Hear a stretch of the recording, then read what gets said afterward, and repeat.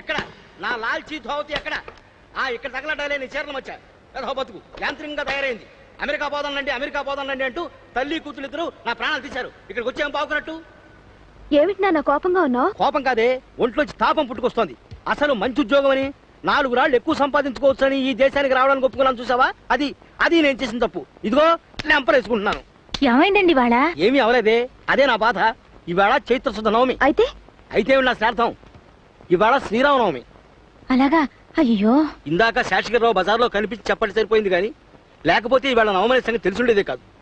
మన ఊళ్ళో ఉండుంటే మన ఇంట్లో ఉడతాభక్తిగా సీతారామ కళ్యాణం నా చేతుల మీదుగా జరుపుకునేవాడిని. భద్రాచల కళ్యాణం రేడియోలో వినేవాడిని. ఇక్కడ ఆలోచనే లేకుండా పోయింది. లేచిన దగ్గర నుంచి కాలంతో పరిగెత్తి 40 మైళ్ళు ఉద్యోగం కోసం వెళ్లే ఆరాటమే తప్ప. రామచంద్ర, ఐహిక బంధాల మధ్య ఇరుక్కుపోయి నిన్ను మర్చిపోయానయ్యా.